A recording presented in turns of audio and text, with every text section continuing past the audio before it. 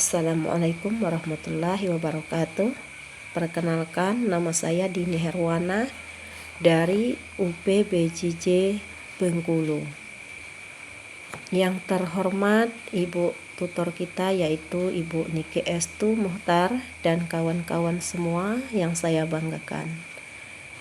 Dalam video ini saya akan mempresentasikan video tugas 1 dan video tugas 2 untuk mengisi tugas 3 nanti. Baiklah, di sini saya akan membahas atau mempresentasikan video tugas pertama saya, yaitu dengan tema hukum bacaan qalqalah. Qalqalah artinya menggetar atau membalik atau memantul. Di dalam ayat-ayat Al-Quran terdapat berbagai jenis hukum bacaan, salah satunya adalah bacaan qalqalah. Dan huruf qalqalah ada 5 macam, yaitu huruf ba, ja, dal, qa. Ketika kita membaca ayat yang terdapat huruf-huruf qalqalah bersukun, harus dibaca dengan suara memantul. Contohnya yaitu huruf ba. Dengan membaca kasabah dibaca kasab. Itu salah satu contohnya. Macam-macam qalqalah. Hukum bacaan qalqalah terdiri dua bagian atau 2 macam. Yang pertama yaitu qalqalah sugro atau qalqalah kecil. Qalqalah sugro terjadi jika terdapat qalqalah bersukun di tengah-tengah kalimat. Contohnya yaitu saya bacakan fawasat. Nah, itu salah satu contoh qalqalah sugro. Dan yang kedua yaitu qalqalah kubro atau qalqalah besar. Qalqalah kubro terjadi jika terdapat huruf qalqalah berada di akhir ayat karena wakaf atau berhenti. Cara membacanya harus bergetar membalik dan memantul tebal. Contohnya yaitu Allahus Samad. Allahus Samad itu salah satu contoh hukum bacaan qalqalah kubro. Dengan mengandung bacaan qalqalah kubro itu tadi, sebab terdapat huruf dal di akhir ayatnya. Itu yang mempresentasikan video yang pertama. Nah, sekarang masuk ke mempresentasikan video yang kedua, yaitu dengan tema membahas tentang sholat. Sholat ialah menghadapkan hati kepada Allah sebagai ibadah dengan penuh kehusuan dan keikhlasan dalam bentuk perkataan dan perbuatan yang dimulai dengan takbir dan diakhiri dengan salam. Itu yang dinamakan sholat. Dan dalil yang mewajibkan sholat banyak sekali, baik di dalam Al-Quran maupun di dalam hadis Nabi Muhammad SAW. Salah satu dalilnya yang mewajibkan sholat antara lain surah Al-Baqarah ayat 34 yang bunyinya wa aqimus sholata innas sholata tanha anil fahsya'i wal munkar. Sesungguhnya sholat itu mencegah dari perbuatan keji dan munkar. Dan syarat-syarat wajib sholat, yang pertama beragama Islam, yang kedua sudah baligh, yang ketiga berakal, yang keempat suci dari haid dan nifas, yang kelima telah mendengar dakwah ajakan Islam. Dan syarat-syarat sah salat, yang pertama suci dari 2 hadas, yaitu hadas kecil dan hadas besar. Yang kedua suci seluruh anggota badan, pakaian dan tempat dari najis. Yang ketiga, menutup aurat. Bagi laki-laki auratnya antara pusar dan lutut. Sedangkan wanita seluruh anggota badannya kecuali muka dan kedua telapak tangan. Yang keempat, masuk waktu yang telah ditentukan untuk masing-masing sholat. Nah, jadi semua sholat itu ada waktu yang tertentu. Yang kelima, menghadap kiblat. Kalau kita sholat, kita harus menghadap kiblat. Yang keenam, mengetahui mana yang fardu dan mana yang sunnah. Yang ketujuh, menjauhi perkara-perkara yang membatalkan sholat. Itu syarat-syarat sah sholat. Selanjutnya, rukun sholat. Yang pertama, niat. Kedua, takbiratul ihram.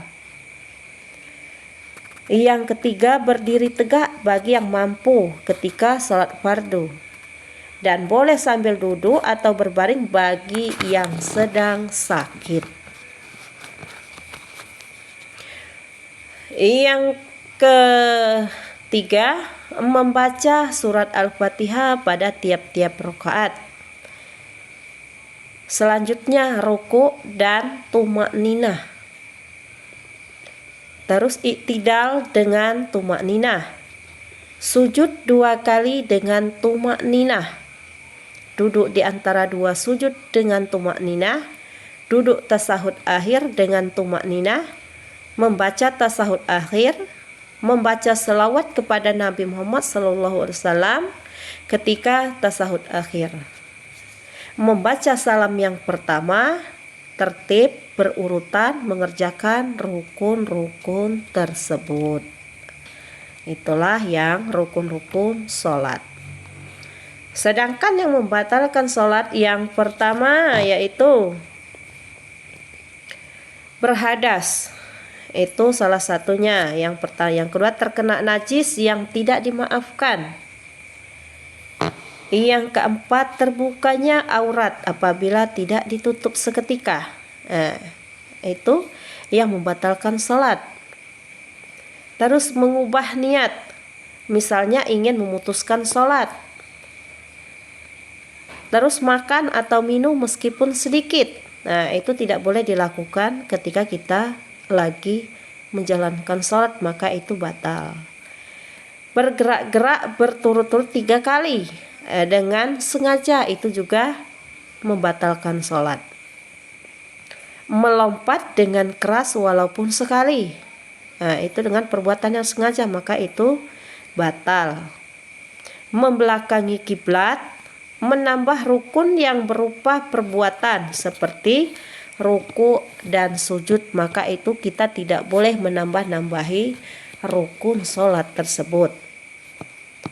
Tertawa terbahak-bahak, mendahului imam dengan 2 rukun fi'li dan tertinggal 2 rukun fi'li tanpa uzur. Nah, itu juga membatalkan sholat. Terakhir, murtad, artinya keluar dari Islam. Jelas-jelas itu tidak sah sholatnya. Untuk selanjutnya, sunnah dalam melaksanakan sholat. Di sini ada sunnahnya dalam melakukan sholat. Waktu mengerjakan sholat ada 2 sunnah, yaitu sunnah ab'ad dan sunnah hayat.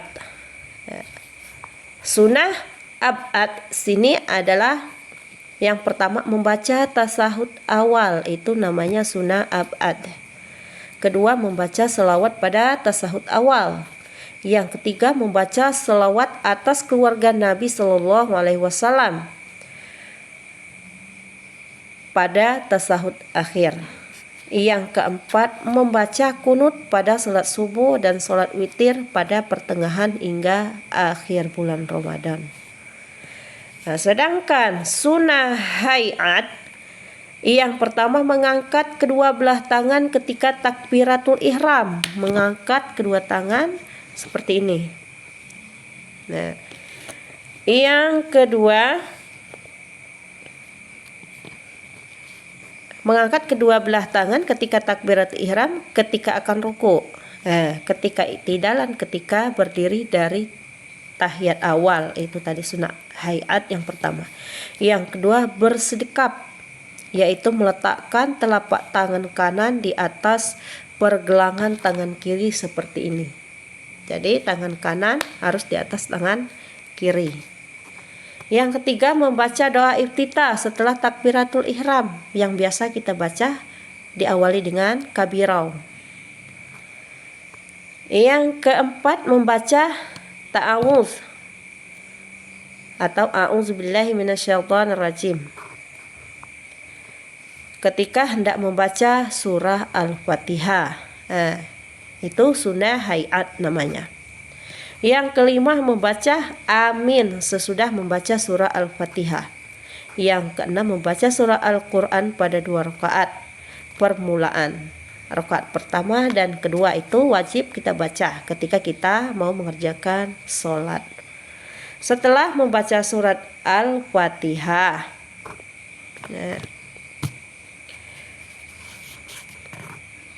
yang ketujuh mengeraskan bacaan surat Al-Fatihah dan surah pada rakaat pertama dan kedua pada sholat maghrib, isya, dan subuh selain makmum.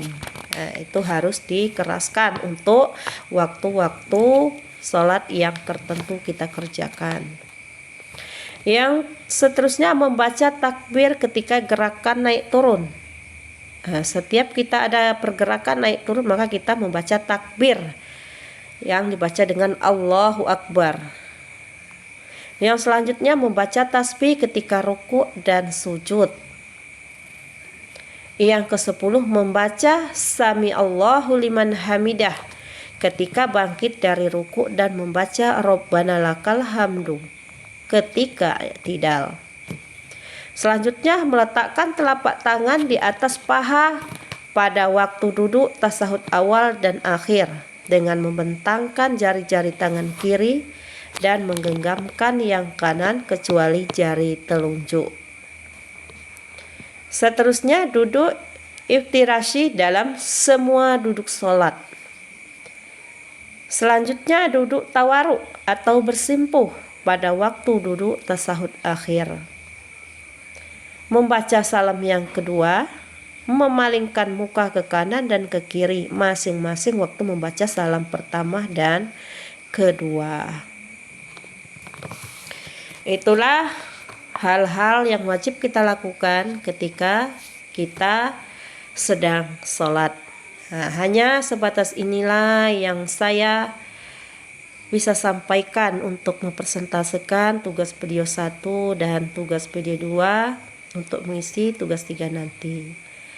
Mungkin masih banyak kekurangan dari saya sebagai mahasiswa.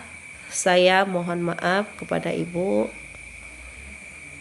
Mungkin hanya sebatas ini yang bisa saya sampaikan. Lebih dan kurang saya mohon maaf. Saya akhiri. Assalamualaikum warahmatullahi wabarakatuh.